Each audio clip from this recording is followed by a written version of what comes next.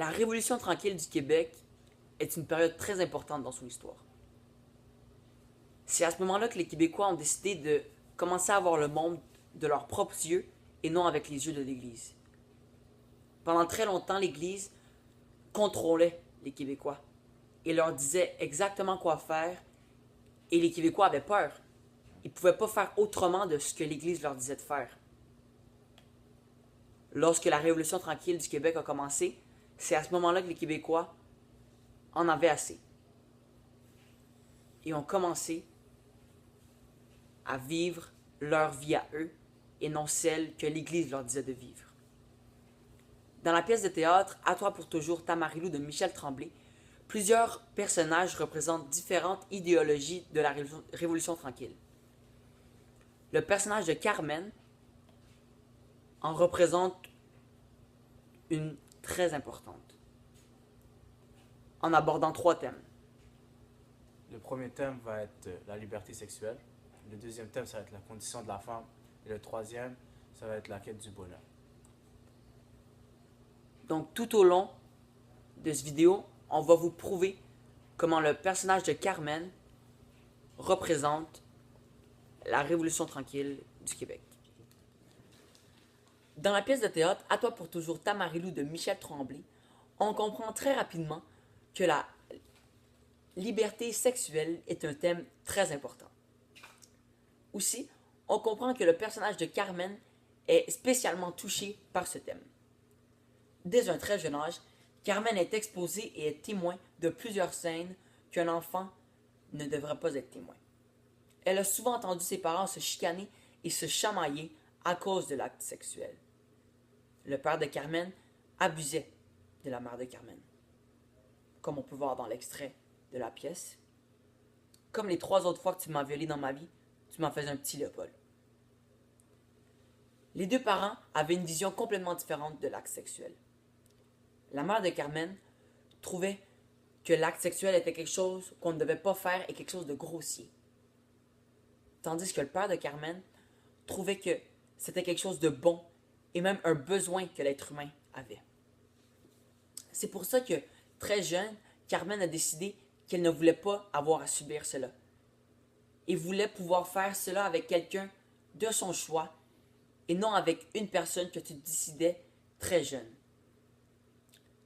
Carmen représente le Québec après la Révolution tranquille. Quand les gens au Québec ont décidé de se détacher de l'Église, ils se sont aussi détachés de l'idée de seulement faire l'acte sexuel quand on voulait un enfant. Par la suite, le deuxième thème qu'on va aborder est la condition de la femme. Dans cette pièce, Carmen décide de ne pas être soumise à un homme. Elle décide de ne pas se marier. Elle voulait vivre pleinement sa liberté. Elle décide d'être indépendante. Carmen n'acceptera jamais d'être forcée de se marier. Dans les années de la Révolution tranquille, les femmes sont soumises aux hommes. Tout ce que l'homme demande à la femme doit respecter. L'homme lui demande d'aller lui faire un sandwich, la femme doit lui faire à manger. Mais Carmen a décidé de ne pas vivre comme ça. Elle a décidé d'être son propre patron. Donc c'est pour ça que la condition de la femme est un thème qui représente la révolution. Pour continuer, notre troisième thème est la quête du bonheur. Carmen dans la pièce ne reste pas dans la maison familiale. Elle décide de commencer une nouvelle carrière de chanteuse country pour prouver qu'elle peut vivre tout seule et sans homme dans sa vie. Voici un extrait. Moi, je suis libre, entends-tu? Libre. Quand je monte sur le stage le soir et que je me place devant mon micro, puis que la musique commence, je me dis que s'ils seraient pas morts, eux autres, je serais probablement pas là. Puis quand je commence ma première chanson de cowboy, je suis tellement heureuse qu'ils soient morts. Depuis la mort de ses parents, Carmen est heureuse. Elle vit librement. Elle a décidé de ne pas vivre selon la religion, mais de vivre comme qu'elle le souhaite. C'est pour ça qu'elle est aussi heureuse. Elle n'est pas restée chez elle en train de se morfondre sur son sort. Mais sa sœur, elle, oui. Elle n'est pas aussi heureuse elle n'est pas heureuse comme Carmen, car sa sœur vit toujours dans la maison familiale et ne fait pas grand-chose de sa vie. Elle n'a pas encore passé à autre chose depuis la mort de ses parents. Bref, la quête du bonheur de Carmen représente la révolution tranquille. En conclusion, après avoir lu la pièce de théâtre À toi pour toujours Tamarilou de Michel Tremblay, on peut voir que par plusieurs façons et par plusieurs thèmes, Carmen représente d'une certaine manière la Révolution tranquille du Québec. Elle est plus ouverte, elle est plus extravertie que n'importe qui dans la pièce. Et c'est ce que les Québécois ont décidé de faire lors de la Révolution tranquille.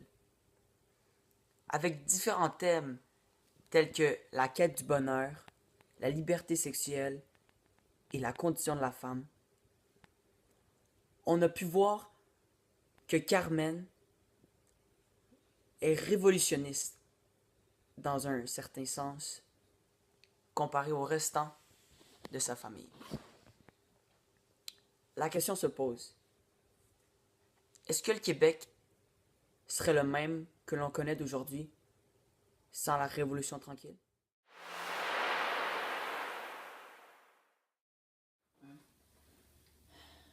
Demain, il faudrait. Ouais, je sais.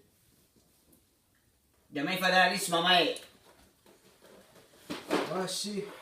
Puis ça m'écoeure. Penses-tu que ça me tente, moi, avec? Si t'as pas le goût d'y aller, toi non plus, on ira pas, sacrément. Tu veux-tu du café, Léopold? Tu veux-tu du café, Léopold? Léopold, du café! Non, mais fais-moi donc 2 autres toasts. Fais-moi 2 autres toasts.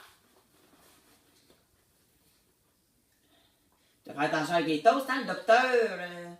Laisse faire le docteur Ciboulac. Fais-moi donc 2 autres toasts. Puis laisse-les pas brûler. Je les veux juste dorés. Juste dorés. Ah, puis laisse donc faire. Je vais me les faire tout seul. Mais je suis capable de te faire des toasts, voyons donc, je suis pas infirme. Je suis pas infirme? Je pense que je vais en prendre du café. S'il est pas trop frais. C'est déjà pas trop chaud tout à l'heure. Là. T'es pas resté couché. C'est samedi. Tu m'as réveillé quand tu t'es levé un matin. Ah ouais, je pensais pas, là. Je fais attention. Tu m'as réveillé quand t'es sorti dans du lit en courant, Marie-Louise. Pas peur que t'as pas fermé la porte pour que tout le monde t'entende comme fou, hein? Tu vas pouvoir faire ton martyr pour la salle de la fin de semaine, je suppose. J'ai pas le temps de la fermer, la maudite porte. OK? C'est pas la fin du monde. J'ai été obligé de courir. Voyons. J'ai pas le temps de la fermer. Tu devrais sentir quand t'étais pour être malade si tu t'es levé avant. On va entendre parler toute la fin de semaine. Ça va être la première chose que tu vas dire à ta mère demain. Les yeux dans la graisse de bulle pour faire plus pitié. La spécialiste des yeux de graisse de bulle. Puis là, ta mère va me faire un de ses calices de sermons. Je t'avertis, là. Si ta mère me fait une autre de ses calices de sermons, je l'étouffe.